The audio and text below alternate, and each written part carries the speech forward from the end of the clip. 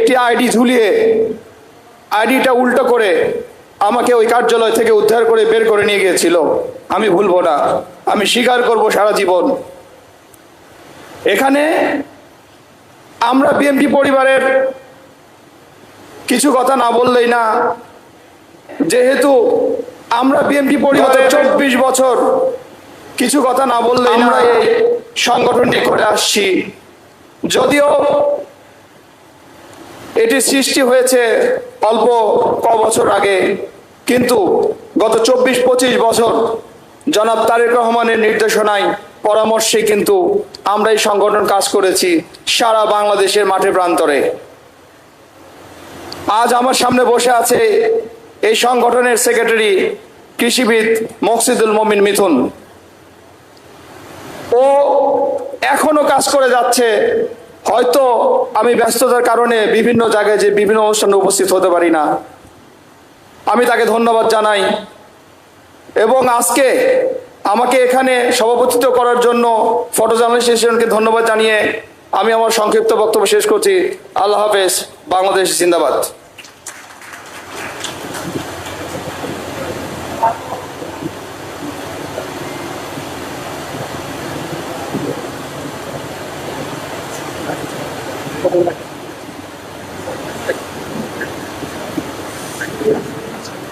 অসংখ্য ধন্যবাদ জনাব আতিকুর রহমান রুমন, মাননীয় প্রধানমন্ত্রীর অতিরিক্ত প্রেস সচিব।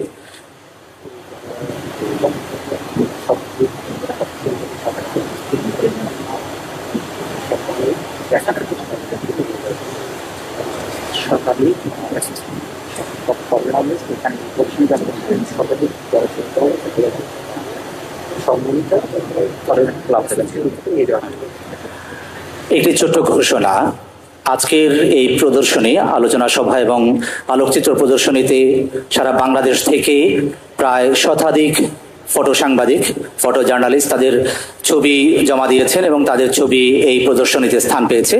যাদের ছবি প্রদর্শনীতে স্থান পেয়েছে জুলাই যোদ্ধা, জুলাই নির্যাতিত সাংবাদিক, এই শতাধিক ফটো সাংবাদিকদের উদ্দেশ্যে আমি একটি ঘোষণা দিচ্ছি। আপনাদের নির্ধারিত সম্মানী আমাদের বাংলাদেশ ফটো জার্নালিস্ট অ্যাসোসিয়েশনের অফিস থেকে আপনারা গ্রহণ করবেন এবং যারা আজকের অনুষ্ঠানে আসতে পারেননি তাদেরকে এখান থেকে ফটো জার্নালিস্ট অ্যাসোসিয়েশনের পক্ষ থেকে আপনাদের সম্মানে এই অনুষ্ঠানে হবে। সুপ্রিয় সুধী, এই পর্যায়ে আমরা আমাদের আজকে এই অনুষ্ঠানের সম্মানিত প্রধান অতিথির বক্তব্য।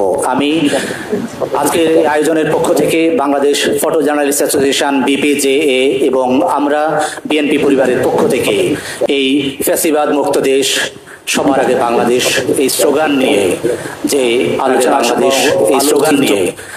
আলোচনা সভা আলোচিত্র প্রদর্শনী আমি আহ্বান করছি আজকের অনুষ্ঠানের সম্মানিত অতিথি জনাব স্বপন এমপি, মাননীয় মন্ত্রী তথ্য সম্প্রচার মন্ত্রণালয়, প্রজাতন্ত্রী বাংলাদেশ। আমি মাননীয় মন্ত্রীকে ওনার বক্তব্য প্রদান করার জন্য বিনীতভাবে আহ্বান করছি। বিসমিল্লাহির-রহমানির-রহিম। আমরা বিএনপি পরিবার এবং বাংলাদেশ ফটো জার্নালিস্ট অ্যাসোসিয়েশন আজকে যে আয়োজন করেছে ফ্যাসিবাদের 15 বছর 24 গণঅভ্যুত্থান শীর্ষক ফটো এক্সিবিশন, এই অনুষ্ঠানের সম্মানিত সভাপতি মাননীয় প্রধানমন্ত্রীর অতিরিক্ত প্রেস সচিব, আমার অত্যন্ত স্নেহাস্পদ জনাব আতিকুর রহমান রুমন, মঞ্চে উপস্থিত বাংলাদেশ ফেডারেল ইউনিয়ন অফ জার্নালিস্টের মহাসচিব কাদের গনি চৌধুরী, জাতীয় প্রেস সভাপতি হাসান হাফিজ, বাংলাদেশ সরকারের প্রধান তথ্য কর্মকর্তা জনাব আবদাল আহমেদ, ফটো জার্নালিস্ট অ্যাসোসিয়েশনের সম্মানিত সভাপতি, আজ থেকে প্রায় 50 বছর আগে থেকে আমার বন্ধু, আমার ভাই জনাব একে মাহসিন, মাননীয় প্রধানমন্ত্রী ডেপুটি প্রেস সেক্রেটারি জাহিদুল ইসলাম রনি এবং আজকের এই অনুষ্ঠানের অন্যতম প্রধান আয়োজকদের একজন বাবুল তালুকদার, এবং অনুষ্ঠানের নেপথ্যে আরেকজন দায়িত্ব পালনকারী জনাব ভাস্কর নাজেম, সামনে উপস্থিত সম্মানিত সাংবাদিক ভাইয়েরা এবং এই অনুষ্ঠান যারা দেখতে এসছেন সেই সম্মানিত সুধীবৃন্দ, নিউজ কাভারেজ করার জন্য যেসব সাংবাদিক ভাইয়েরা এসছেন সবাইকে আসসালামু আলাইকুম। আজ এই ছবিগুলো যখন আমরা দেখব তখন আমাদের মানসপটে ভেসে উঠবে প্রথমত আমাদের মাতৃতুল্য নেত্রী, গণতন্ত্রের মাতা মরহুম দেশনেত্রী বেগম খালেদা জিয়াকে। আমরা দেখেছি এই দেশে 1990-এর দশকে স্বৈরাচার বিরোধী ছাত্র গণ আন্দোলনকে তিনি কিভাবে জাগ্রত করেছেন এবং কিভাবে একটি সামরিক স্বৈরতন্ত্রকে পরাজিত করেছেন, গোটা জাতিকে ঐক্যবদ্ধ করেছেন, তত্ত্বাবধায়ক সরকার ব্যবস্থার অধীনে নির্বাচিত হয়ে নির্বাচিত নারী প্রধানমন্ত্রী হিসাবে আবির্ভূত ঘটেছে। আমরা আবার দেখেছি ক্ষমতাসীন বেগম খালেদা জিয়াকে উৎখাত করার জন্য কিভাবে সেই দিনকার আওয়ামী লীগ এবং জামাত ইসলাম ঐক্যবদ্ধভাবে 1996-তে আন্দোলন করলো, সংগ্রাম করলো, দেশব্যাপী লাগাতার ভাবে হরতাল করলো।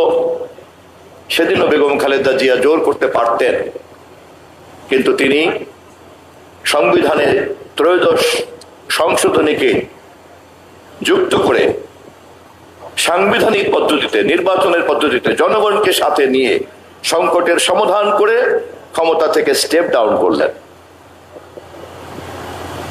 আবার আমরা দেখেছি 2001-এর নির্বাচনে জনগণ আমাদেরকে স্বীকৃতি দিয়ে বেগম খালেদা জিয়াকে আবার প্রধানমন্ত্রী করেছেন। আবার 2001-এর পরাজয়ের পরে একই চক্রান্ত, একই ষড়যন্ত্র এবং শেষ পর্যন্ত 2007-এর 1/11-এর চক্রান্ত, সমস্ত আক্রোশ জিয়া পরিবারকে ঘিরে। শহীদ জিয়ার মুক্তিযুদ্ধের ঘোষণা, শহীদ জিয়ার রাষ্ট্রনায়ক হিসেবে দেশে বহুদলীয় গণতান্ত্রিক ব্যবস্থাকে দাঁড় করানো, স্বনির্ভর বাংলাদেশকে তুলে ধরা, মধ্যপ্রাচ্য সংকটে তার ভূমিকা রাখা, আন্তর্জাতিক অঙ্গনে বাংলাদেশকে চীন সহ নতুন নতুন বন্ধু জোগাড় করা, এক নতুন বাংলাদেশকে তিনি উপহার দিয়ে গিয়েছেন। সেই ধারাবাহিকতায় বেগম খালেদা জিয়া, সেই ধারাবাহিকতায় আজকে আমাদের নেতা দেশনায়ক তারেক রহমান বাংলাদেশের সবচেয়ে গ্রহণযোগ্য নির্বাচনের প্রধানমন্ত্রীর দায়িত্ব পালন করছেন। আবার নতুন করে ষড়যন্ত্র শুরু হয়েছিল। এবারের ক্ষমতায় আসার পরে ফ্যাসিবাদ গণতন্ত্রের সকল শক্তিকেই নির্মূল করতে চেয়েছিল এবং তারা খুব সঠিকভাবেই বুঝেছিল যে গণতান্ত্রিক চেতনাকে নির্মূল করতে চাইলে বাংলাদেশে জিয়া পরিবারকেই টার্গেট করতে হবে। আমরা লক্ষ্য করলাম আমাদের মাতা দেশনেত্রী বেগম খালেদা জিয়াকে তিলে তিলে হত্যা করার জন্য সকল ধরনের চক্রান্ত ষড়যন্ত্র করা হলো। অবশেষে যখন তাকে মিথ্যা মামলা দিয়ে, মিথ্যা সাজা দিয়ে কারাবন্দী করা হলো, ধারণা করেছিল যে তাদের উদ্দেশ্য সফল হয়েছে। আমাদের দলের ভারপ্রাপ্ত চেয়ারম্যানের দায়িত্ব নিয়েছিলেন সেই দিন আমাদের ভারপ্রাপ্ত চেয়ারম্যান দেশনায়ক তারেক রহমান। আন্দোলনের নতুন পর্ব শুরু হয়েছিল দেশনায়ক তারেক রহমানের নেতৃত্বে। চলমান যে সংগ্রাম বিএনপি সহ রাজনৈতিক দল আমরা করছিলাম, তখন যারা শিশু, তখন যারা কিশোর, তারাও কিন্তু এই আন্দোলন দ্বারা প্রভাবিত ছিল। আমরা আজকে দেখে অত্যন্ত আনন্দিত, উদ্বেলিত। বেগম খালেদা জিয়ার নেতৃত্বে সেদিনকার যে সংগ্রাম আন্দোলনের আবহাওয়া, সেই আবহাওয়াতে যে শিশুটি বড় হয়েছে, যে কিশোরটি বড় হয়েছে, আমরা দেখেছি তাকে 24শে জুলাইয়ের টকবগে যৌবনের দায়িত্ব পালন করেছে। বিএনপি গর্ববোধ করে দেশে আমরা সেই রাজনৈতিক গণতান্ত্রিক সংগ্রামের পরিবেশকে সৃষ্টি করেছিলাম, যেখানে সংগ্রাম চলেছে, বিজয়ের জন্য নিয়মতান্ত্রিকভাবে লড়াই হয়েছে এবং একই সঙ্গে আমরা একটা মূল্যবোধ তৈরি করেছি, যেই মূল্যবোধের ফসল হচ্ছে আজকের এই গণঅভ্যুত্থানের প্রজন্ম। কিন্তু দুর্ভাগ্য হচ্ছে এই উৎসের এই ধারাবাহিকতা, তারুণ্যের অনেক উচ্ছলতা কিন্তু বোঝে না। তারুণ্যের উচ্ছলতার মধ্যে সাহস থাকতে পারে, কিন্তু অভিজ্ঞতা এবং প্রজ্ঞার জন্য যে সময় দরকার তা থাকার কথা না। এ কথা স্বীকার করার মধ্যে কোনো অপরাধ নেই, এ কথা স্বীকার করার মধ্যে কোনো হীনমন্যতা থাকা উচিত না, কোনো ভুল থাকা উচিত না। বরঞ্চ এই কথাকে যারা বোঝে না, অস্বীকার করে, ভবিষ্যৎ তাদের জন্য অন্ধকার হতে বাধ্য। ফ্যাসিবাদ মুক্ত বাংলাদেশে আমরা যখন গণতান্ত্রিক সংস্কৃতি চর্চা করতে চাই, জাতীয় সংসদকে যখন আমরা একটা এফেক্টিভ পার্লামেন্টারিয়ান কালচারের মধ্যে নিতে চাই, আমরা খেয়াল করেছি পার্লামেন্টের চাইতে রাজপথকেই অনেকের বেশি পছন্দ। আমরা খেয়াল করেছি পার্লামেন্টের ছোটখাটো নাটককে রাজপথে এনে আরো বেশি ওটাকে বাষ্প দিয়ে দেন সোশ্যাল মিডিয়াতে নানান রকম যুদ্ধে লিপ্ত করার একটা প্রকল্প কেউ কেউ হাতে নিয়েছে। একথা মনে করার কোনো কারণ নাই তারেক রহমানের সরকার এই ষড়যন্ত্রের গভীরতা বোঝে না, একথা মনে করার কিন্তু কোনো কারণ নাই। একথা ঠিক, আমরা বুঝি বলেই কিন্তু আমরা দায়িত্বশীল আচরণ করি, আমরা বুঝি বলেই কিন্তু আমরা অভিভাবকের ভাষায় কথা বলি, আমরা বুঝি বলেই কিন্তু আমাদেরকে গঠনমূলক সমাধানের কথা চিন্তা করতে হয়। কেবলমাত্রই প্রতিক্রিয়াধর্মী, উত্তেজনাকর, অশ্লীল বক্তব্য এবং সমাজ সোশ্যাল মিডিয়াতে এ ধরনের একটা দূষিত পরিবেশ তৈরি করার লক্ষ্যে আমরা আমাদের দায়িত্বকে নিয়োজিত করতে পারি না। বিশেষ করে জনগণ যখন আমাদেরকে রাষ্ট্রের অভিভাবকের দায়িত্ব দিয়েছে, আমাদের নেতা তারেক রহমানকে শহীদ জিয়া খালেদা জিয়ার ধারাবাহিকতার রিলে রেসের দণ্ডটি দিয়েছে, তখন আমাদেরকে এ দায়িত্ব অবশ্যই পালন করতে হবে। সে কারণেই আমাদের নেতা তারেক রহমান আজ পর্যন্ত কিন্তু কোন আত্মকেন্দ্রিক ব্যাখ্যা আন্দোলন সম্পর্কে দেন নাই।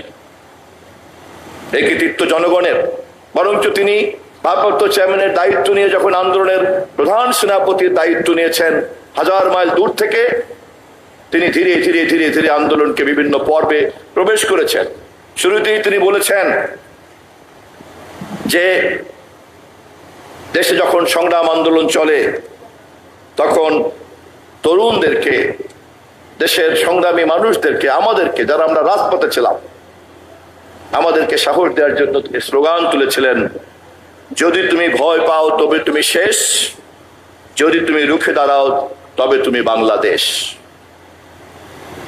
এই স্লোগানকে সম্বল করে যখন রাজপথের থিতিয়ে যাওয়া আন্দোলন ফ্যাসিবাদ বিরোধী আবার জাগ্রত হয়েছে, সেই আন্দোলনকে আবার একটি পর্যায়ে নিয়ে আমাদের নেতা আমাদেরকে আরো উৎসাহ দিয়েছেন। দেশ যাবে কোন পথে, ফয়সালা হবে রাজপথে। আন্দোলন আরো বেগবান হয়েছে এবং অবশেষে 5ই আগস্ট রাজপথেই ফয়সালা হয়েছে।